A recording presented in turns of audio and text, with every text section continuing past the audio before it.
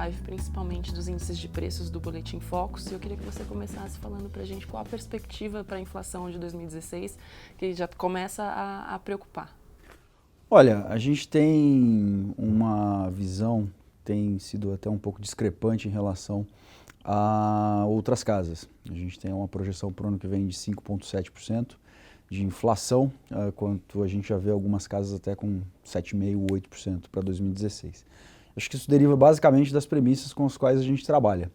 A gente tem uma taxa de câmbio esperada para o ano que vem da ordem de 4,20, que daria uma taxa média ao redor de 4, então não é muito diferente do que a gente está vendo vigorar agora. Então essa pressão vinda do câmbio, portanto, seria menos intensa do que casas que têm, por exemplo, 4,5, 4,70.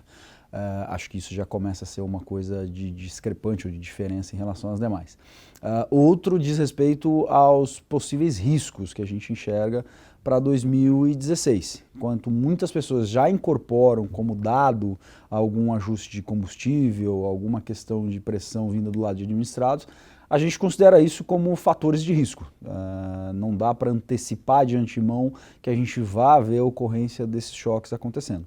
Então, por isso a gente diz, a nossa projeção é de 5,7, com esses fatores de risco podendo trazer resultados para mais ou para menos. Vale lembrar, eventualmente com o período de chuvas a gente possa ter a reversão da bandeira tarifária na questão de energia elétrica para um quadro mais positivo. Isso poderia até ter um impacto de baixar a nossa projeção de 5,7, não de levar para cima. Então, por isso achei o mais interessante, a gente acaba considerando mais interessante, colocar um cenário base, que é esse de 5,7, e elencar esses fatores de riscos nas nossas projeções. E com esses fatores de riscos para cima, como a possibilidade de CID no ano que vem, para quanto iria a inflação? Olha, você pode ter, por exemplo, com o impacto que a CID possa ter, nos números que têm sido publicados e divulgados, a gente poderia ver esse número chegando a 6,5 em relação ao nosso 5,7. Então, realmente, você vai para um nível de inflação mais elevado, embora haja uma desinflação em relação a 2015. Então, partiríamos aí da casa de 9,7, 9,8 de inflação para algo próximo a 6,5.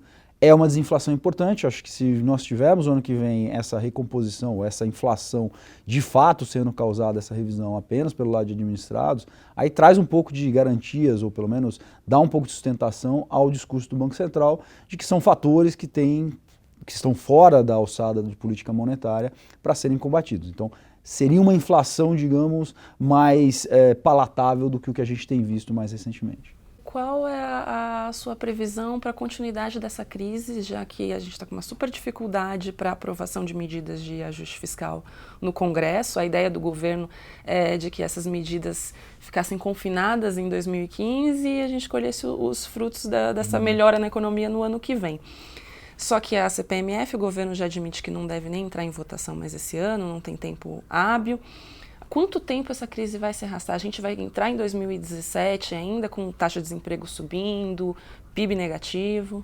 Olha, eu acho que a questão da crise, principalmente do lado de confiança, ela é fácil de ser revertida.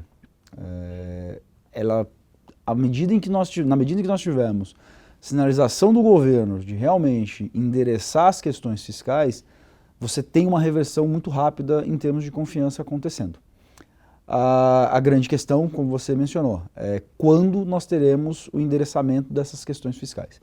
Então, quanto mais a gente demorar para fazer esse endereçamento, mais a crise se aprofunda. Quanto mais rápido a gente conseguir reverter essa situação política, mais fácil a gente sai dessa situação. Acho que para 2016, dificilmente a gente está falando de algo que consiga se resolver até meados do ano, porque a gente já está aqui praticamente encerrando 2015, recesso parlamentar dezembro, janeiro, a gente volta em meados de fevereiro para começar a tratar de coisas ao longo de março, para tentar votar alguma coisa em abril, para passar ou no Senado ou na Câmara, em maio, para ser posto em prática em junho, ou seja, perdemos metade do ano nessa história. E aí não tem muito jeito, você acaba sacrificando 2016. Eventualmente, eu acho que a gente possa ter o fim desse período, digamos, mais recessivo em relação a 2017. A gente pode começar a ver ali o fundo do poço sendo atingido ao final de 2016 e alguma reversão acontecendo ao longo de 2017. Mas de toda maneira eu acho que ainda vai ser uma reversão bastante gradual. Eu não vejo uma recuperação, para usar aqui um termo que a gente acaba vendo bastante no mercado, não vai ser uma recuperação em V.